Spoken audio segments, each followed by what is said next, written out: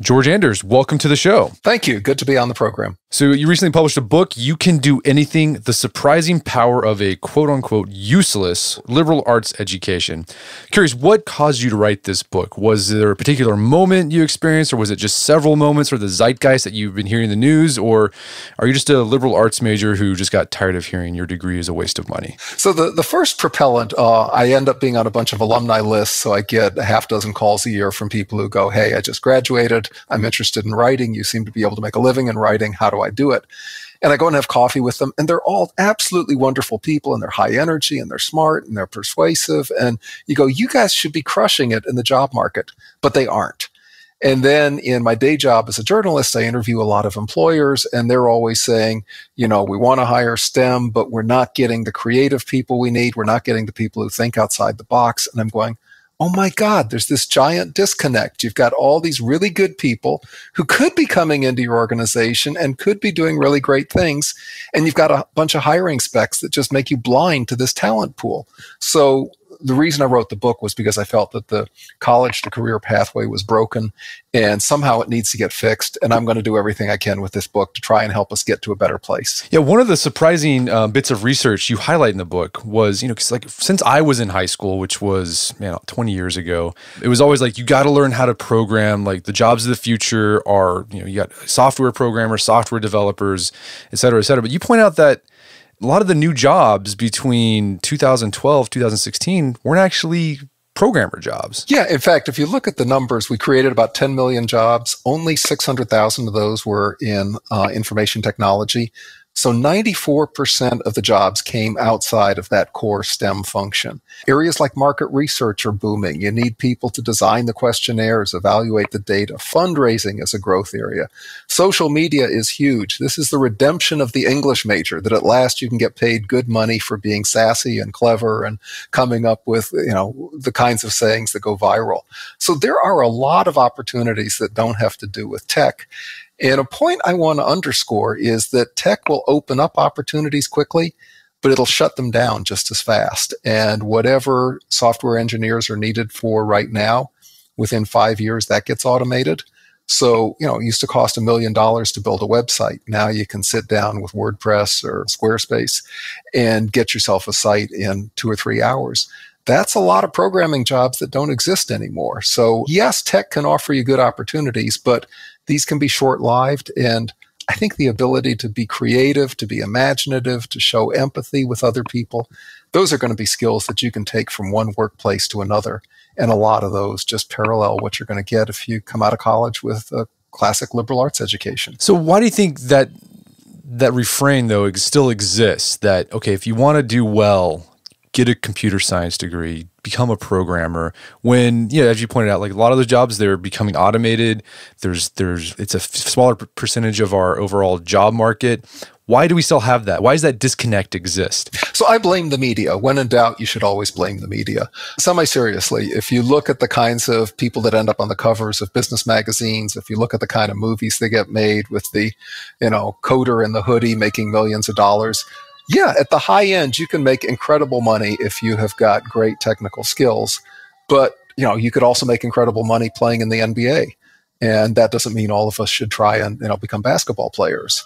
So I think there's a little bit of a skew there that we focused on what the very top achievers in STEM can do. And it's impressive. And we've tried to say, well, everyone can get a piece of that pie. And the answer is no. If you are a B+ or a B- coder, you're going to have a much more satisfying life and probably a more stable income if you look at some of the ways that you can use your people skills. So yeah, that's another interesting thing that you highlight. The research, you point out that, okay, we think that STEM jobs, that's where the money is at. But you highlight research that shows that no, actually in the long run, individuals with liberal arts degree end up earning more, or they end their career with a higher salary than, say, someone with a STEM degree. So I tell the story in the book of Andy Anderegg, who graduated from the University of Kansas with a master's in fine arts and creative writing. And her first job was nothing really amazing. She went and joined Groupon, and she wrote those sassy little teaser notices that Groupon would mail out to us. And I think it paid like $33,000 a year. But she gets there and she's resourceful and she's clever, and she goes, you know what, let me build you a training module so that you can hire more people like me and you can get them up to speed faster. And then she said, let me go and help you guys on campus recruiting. And pretty soon they're going, wow, you're actually really useful here. We want to bump your pay up. And she gets up to close to 50,000 within a few months. They go, you should manage people. She becomes managing editor there. She's up to 80 or 90,000. Now she's set up as a consultant to other companies that need to figure out how to make their stuff go viral. She's working about half time. She's earning six figures, and she's got a place by the ocean in Venice, California, where she works on her short stories. Life's good. But there are a lot of those stories out there that your first job is not your destiny. And, in the course of going from college to your early 40s, people will probably work 11 or 12 different jobs. And instead of fixating on what's job number one, being able to work that pathway where your first job leads to a better second job, leads to a better third job, over time, life gets better. So STEM degrees, you probably land a job that pays really well, your first job, but it sort of stagnates. It's not going to go up too much, but you argue that liberal arts degrees, you're probably, the first few jobs you get is going to be peanuts, right? 30,000. But as you adapt, as you develop some career capital, that can go up, continue to rise. Absolutely. And is it possible for everyone to do that? No, there's a bit of risk here, but it's a big, broad pathway that can work for a lot of people. And public rhetoric is acting as if that's impossible. So what I wanted to do was open people's eyes to some possibilities that they might not be hearing about. So what is it about a liberal arts degree? Well, how do you define a liberal arts degree? Is it any like the soft things like literature, psychology? I mean, what sort of degrees were you highlighting in the book? Yeah, you're in the right zone. I mean, humanities, which is English, classics, philosophy, and then social sciences, which is psychology, sociology. I count history. That's the way some people count it in the humanities. But yeah, it tends to be the disciplines that work more with words than with numbers. Although every now and then numbers are starting to come into the social sciences too. And there's nothing wrong with being able to function in both levels. It's like being able to play the piano with both hands. You do something with your left hand, you do something else with the right. So I do like that sense, though, that you're working in the world of ideas rather than the world of equations. So what is it about a liberal arts degree that allows individuals to thrive in today's job market that's being eaten by software? It's much more information based, much more tech based. How is it that a person who studied philosophy or classics, how are they able to thrive in that sort of job market? So I identified 5 areas that seemed to be constant on what I did was I looked at job ads that offered at least $100,000 a year and were looking for people with critical thinking skills, which tends to be the big claim of, major in the liberal arts, you're going to learn critical thinking. And I go, okay, what exactly is this critical thinking? And as I said, there are 5 things it amounts to. First is the willingness to go explore something new. And a lot of people just want to be told what to do and do the same thing for a long time. But if you're willing to be adventurous, if you're willing to go off the paved roads, there are a lot of opportunities in this world. Second thing, the ability to analyze problems and sort of peel apart, gather the right facts. Third thing, to be able to work up solutions, especially in murky areas where it's not obvious. What do you do? Where are we going to build that road? That's the kind of thing that a city planner needs to figure out. And that's not just an engineering question. That's a whole lot of trade-offs. So both literally and metaphorically, if you're a good road builder, you can always find work. Fourth area, which is really crucial, is the ability to read the room. And that translates into empathy, translates into understanding what's on other people's minds. And that can make you so effective in all kinds of business settings, all kinds of social settings. And if you're in politics, you need to understand, why some people are going to vote for you, why some of them aren't, what their sticking points are, how to address those sticking points. And that starts to translate into leadership. That if you've got that ability to read the room, you can become the team leader, you can become much higher up in management. And then the last one is the ability to communicate persuasively. And, we ask for good communication skills, but I think that lots of people have good communication skills. What you really want is the ability to put it to work in a setting and bring people around to your point of view. So all 5 of those things are things that you can pick up with an English degree, with a history degree. It doesn't really matter literally whether you know why the Irish Rebellion of 1798 happened, but it does matter that wow, there are all these different interest groups. They want different things. And I ended up talking with some people who've done very well in sales with a liberal arts degree. And they will tell me, working with a client is like a character in a novel. and you get used to figuring out what makes this person tick and how can we get to a situation where we can go forward together. I mean, what I love about the book is all the case studies you provide. And I was really impressed with the case studies of individuals with a liberal arts degree that somehow get a job at one of these tech firms. And you think, okay, to get a job there, you need to have a computer background. But in a lot of these cases, these individuals, okay, they thought, I don't have that, but I can get it. And they use the resources and that skill set they developed with their liberal arts degree to teach themselves new skills to thrive in this new job. Very much so. And in fact, I open the book with the story of an anthropology major who, after a bunch of zigs and zags, ends up doing user research for Etsy, which is the big global arts marketplace. And what does Etsy need? It needs someone who can figure out what exactly is it that artists want to accomplish on our site. What do they care about? What's their point of pride? What are their apprehensions? How do we make it click for them? And all of a sudden, an anthro background turns out to be kind of useful. And he'll either go out in the field and talk to them or set up these hour-long Skype calls. And he's really good at drawing people out and going, okay, tell me more. Explain to me why that is. What's your belief? What got you interested in art? What are your best pieces and why are you proud of them? And that's an interviewing skill and a field research skill that turns out to be really useful, because you can have the best technology in the world, but if you've built your site for a set of consumers that don't exist, or if you've made some mistakes along the way that alienate people, you're never going to have the success that you want. And sometimes bringing in an anthropology major to talk to your users can save you months of time building features that are off target. Right. And another example you provide of liberal arts degrees, individuals with liberal arts degrees thriving in today's more tech-oriented economy is big data, right? We're hearing all this information about big data, big data, big data. But as you highlight, as you point out in the book, like data is meaningless without context. And so you need individuals to take that data, that raw data, and craft it into a story that people can understand. Yeah, and in terms of where the jobs are, what amazed me, I spent some time with OpenTable, which is the restaurant booking service, and they have a big data team, and it's about 10 or 12 scientists. You don't need that many people to run the numbers. That's done very automatically these days. But they have more than 100 people with iPads that go out on the road and sit down and chat with guys in restaurants and say, okay, here's what I see in the numbers. Here's some things you could do with them. And you need a lot of personality and charm, and you got to be a good listener, and you got to be good natured. And as you're selling yourself as much as you're selling the numbers. And if they just tried to give restaurants a drop-down menu that says you should rearrange your seating, the guy would go, no, this is my restaurant. Who are you to tell me this?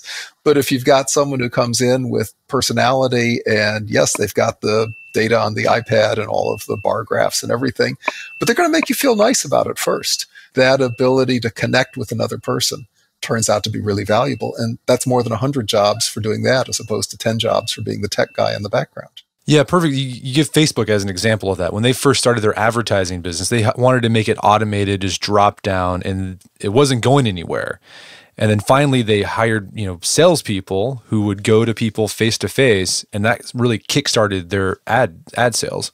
Yeah, and they'll do something like, tell you, hey, here's a cupcake shop, and they put up a geotagged Facebook ad to get everyone within half a mile to see, wow, we've got 2 for 1 on cupcakes or something like that, and they sold them out like crazy. And you go, okay, that's a very accessible, real story. I can use that in whatever kind of business I have. And there's an art to knowing how to spin those stories right. And it's sociology majors, it's English majors, it's people who have dealt in the world of stories and human beliefs and attitudes and the like that end up doing that the best. So there are now thousands of people with non-technical backgrounds at Facebook making good money, bringing the ad mechanisms to the world in ways that a face-to-face meeting can do things that a drop-down menu cannot. Right. And you also highlight many of the CEOs of some of these large tech companies and just large businesses. It doesn't have to be tech necessarily.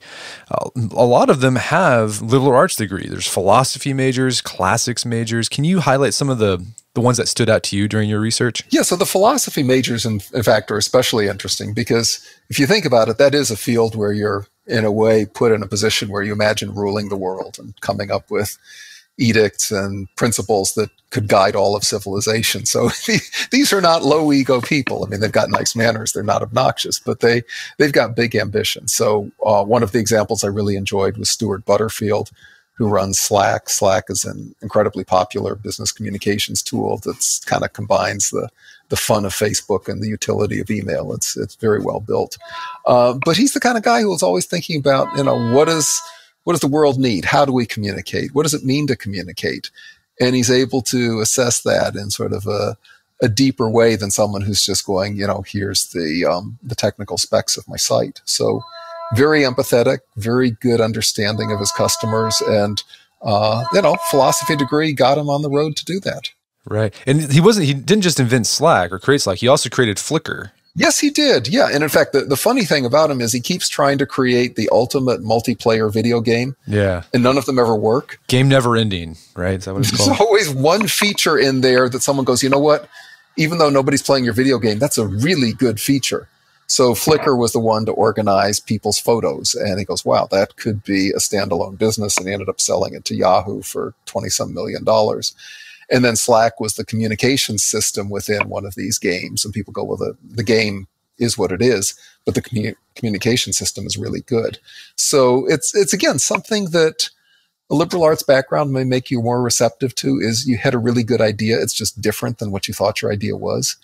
And you need to let go of half of what you thought you were doing and work with the best half. And I think that ability to regroup, to improvise, it's useful throughout all of life. That our successes are not always where we expect them. And I think there's something about being widely read in college and debating a lot of ideas in seminars that will open up your horizons to that idea that you need a little serendipity, and you should be willing to retool your plan once you see something new that's going to work. Right. Isn't Bezos, is that how you pronounce it? Like the guy of Amazon CEO. Didn't he have a liberal arts degree? He is a polymath. I mean, he's someone who's got expertise in a lot of areas. So he's got a computer science background. And in fact, he ended up being the computer guy at a hedge fund early in his days before setting it up. But he's also an incredibly well-read guy. He's a Princeton graduate. And, he's someone who will think in a lot of different directions and kind of combines both elements. An interesting thing I just read about him is that he has these meetings, but before they start talking, he makes people read like this memo that's written out for like 30 minutes in silence. And so like he puts a premium on writing skills. He expects the people who lead meetings to know how to write well, which is interesting because you hear a lot in the tech world is like, oh, let's have a stand-up meeting. We'll get done really fast. But he's very deliberate and takes almost a professor-like approach to what he does over there at Amazon. So a key point there is that when you write, you actually have to think through logically what you're saying. And when we talk, we can get kind of hand-wavy and everyone thinks they heard something slightly different. And the discipline of writing is you actually have to commit to what are we trying to do? What are we expected to accomplish? When are we getting it done? And it forces you to be more rigorous. So that's valuable. I mean, I've been in meetings where 4 people come out and each of them think we've decided to do something different. And then you have to have another meeting 2 weeks later to sort out all that confusion. And time's passed and you haven't accomplished anything. So it's very few people really like to write. It's much more fun to have written and have produced it, but it's really good discipline and it can save you time. Right. So do you need to have, let's say someone's listening to this, they're like their first year in college or they're thinking about going to college, trying to decide on that major, to get the benefits of a liberal arts degree that we've been talking about. Do you need to get a degree from a prestigious university, or could you go to a state university and get a liberal arts degree there and do well for yourself? I actually have a chapter in the book called You Can Start Anywhere. And I have examples of people who started out in community college and people from University of Nevada, Reno and the Cal State schools. And if you find the right professors and you connect with them, that can springboard you into a good place. I mean, if you go to one of the world's fanciest schools, you're going to be surrounded by a lot of bright people and you're going to have a great alumni network and everything's a little easier. But that's not to say you can't make that happen at Mississippi College or a lot of other places. And, quite literally, those are examples in the book. You're going to need to try a little harder. You're going to need to figure out how to get your foot in the door. But the benefits are universal. And the other thing I'd say is, if you've picked a technical major and you've got time to go take a psychology class or a philosophy class or a, history class, that can get you some of the benefits too. I mean, I wrote mostly with a focus on what you could do with a full-fledged major, but one of the examples that hit home for me after I announced I was doing the book, I got a note from one of my college classmates who'd gone pre-med. And Neil just always liked to take classes outside his field. We were in a First Amendment Bill of Rights seminar one time. And he wrote me and said, hey, I've done pretty well in medicine. I'm now a pretty prominent guy on public health. I go and testify at the state legislature a lot. And I need the MD to have credibility there. But it's the stuff I picked up in those English and law classes that lets me figure out what does the legislature really want to hear from me. When they ask me a tough question, what do I need to tell them to answer it? Where do I not need to go? Because it'll just embarrass all of us. And he said, it's that liberal arts training that actually made me an effective guy to go and do that sort of testimony. So in a case like that, you take the two disciplines and you put them together, and it gets you farther than you'd be with just one of them. So you mentioned earlier about artificial intelligence eating jobs, particularly tech jobs, right? So before you'd have to spend $1 million to build a website. Now you can do it in 5 minutes with Squarespace. Don't need programming. Are jobs that require liberal arts degree immune from this? Because I mean, I've been hearing talk of like AI, outsourcing stuff to AI in the legal field, medical field, even writing like really short snippets for news. What do you think the future is there? So here's what's really interesting is that software and AI can replace the routine part surprisingly quickly. So if we go into medical for a moment, analyzing an X-ray, analyzing an MRI, over time, that's going to be the kind of thing where you're going to have software that can do it. But let's go to another specialty, the geriatrician, the person who deals with the elderly and tries to keep them healthy as long as possible. So much of that is a personal connection. You can tell them, hey, be careful about falls and, use a cane or get some rails in your apartment or your home or whatever. And most people will nod their heads and say, yeah, and they won't do it. And the good geriatricians know how to make that personal connection where they inspire their patients to make real changes in their lives. And that requires a very human touch. It's the same story in writing. I mean, there are now programs that can do minor earthquake reports. Earthquake that registers 2.8 on the Richter scale happened at 2:53 in the morning with an epicenter at whatever. And you don't need a human being to do that. You can just have a connect the dots software program that does it. But if you're wanting to write a poem, or if you're wanting to write a hit song, there has been basically no progress in the last 50 years in coming up with AI songwriters.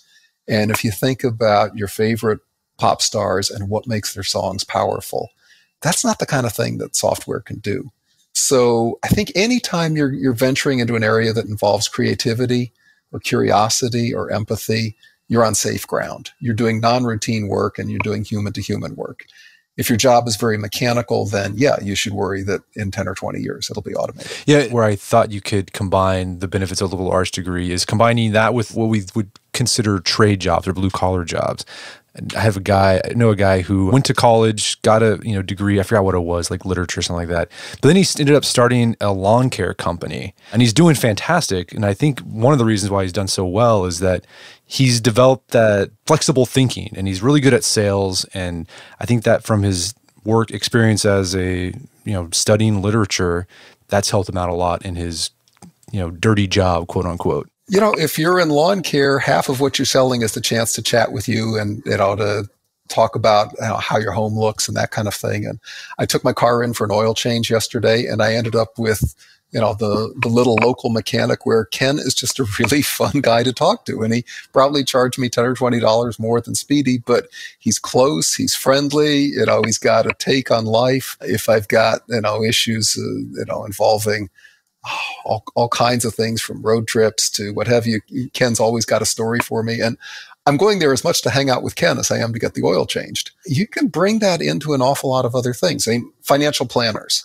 That's a field that, if you take a narrow definition, should be completely automated. There's software now to tell you where to put your money and what to have in stocks and what to have in bonds. But it turns out that we're using people more than ever, because it's not enough just to know what we're supposed to do. We need someone who understands us and cares about, where we're going to take vacation and how the kids are doing and are they going to go to college or not. And if you can bring that level of warmth, people will pay extra for the human engagement. And a really good place to pick that up is in a college seminar, often in a field that has nothing to do with car repair or financial management, or lawn care. but just gets you in the habit of talking to people and engaging them. Yeah, you give an example of how automation ended up creating a lot more jobs in the finance industry. It was with banking, right? The automatic teller machine. It actually, we thought this would be the death of teller jobs, but banks have built more banks and hired more people to talk face-to-face with potential clients or their clients. Yeah. And, automats. We had the ability to put food on a conveyor belt and run it around people's chairs in a restaurant since the 1950s. It's pretty rare for anyone to do that. You want to have that interaction with the server, and you want to meet the restaurant manager who knows you by name. Yeah, never underestimate the power of the human touch. So liberal arts degrees, as we talked about earlier, they don't pay that great. The jobs you can get don't pay that great right after you graduate. What's your career advice for folks who just graduated with some degree in humanities or psychology or literature? So they're on that path where 10 years from now, 15 years from now, they're earning a comfortable income. So I have a chapter at the end of the book called How to Get Paid Properly. And there's an art to it, and I don't want to peel it all down, but I'll share a couple different pointers for you. One is you need to be assertive about asking for a raise. And sometimes I think this is a gender issue. I think it's more comfortable for us to go in and say, I'm working hard. I got a competing offer. What can you do for me? Whatever your background is, being assertive for yourself does pay off. And then the other thing, this is a really good hack that I learned from a guy at NASA, is don't just think about solving your boss's problems. Think about solving your boss's boss's problems. And that gets you higher up. That gets you more strategic. It also gets you much more visible with the kind of people who are going, you know what? You're just way too smart to be in this job. We should get you into a bigger job. And I think sometimes just doing what you're told will get you more of the same, and taking the initiative to come up with ideas that'll help your company solve bigger problems. That can take you to good places. So anyway, read the chapter for more, be assertive, and look for ways to extend your reach beyond your literal job description. That will start to get you in a good place. Yeah, another issue too you talk about is how liberal arts schools are being more proactive about helping their graduates in the job. Because before, liberal arts, a lot of liberal arts professors, you learn for the sake of learning. This is not a trade school, but they're realizing they need to help their students find jobs. It's not their responsibility, but provide some resources where they can learn how to market their degree in the job market. Are you seeing steps there where it's getting better? Yeah, I am. I'm not seeing it happening as fast as I'd like, although at any speed, I would still be saying, do more, move faster. And I'm going to disagree with you a little bit. I think that is professors' responsibility. That when I went to school, the place I went, entry tuition was $3,500 a year. And if you really worked hard over the summer, you could earn that and pay for your whole year's college off of your summer earnings. You cannot do that now for the kinds of schools that charge, $30,000, $40,000 or more. And I think that brings a responsibility that schools can't really pull people in at that price without saying, you know what, we're going to get you to a better place when you graduate, as opposed to, wow, here's your degree, now you figure it out. So I'm always happy when I see professors who've got networks and who share it. I think some of the best professors are ones who've worked outside academia for a few years and know what the world is like beyond the gates and help their students. I'm seeing career services departments getting more money and doing much bolder things. For some of the schools in rural or isolated locations, they will load up students on a bus and take them to New York City or Chicago or wherever the job market is. And that's your spring break, and you go meet employers.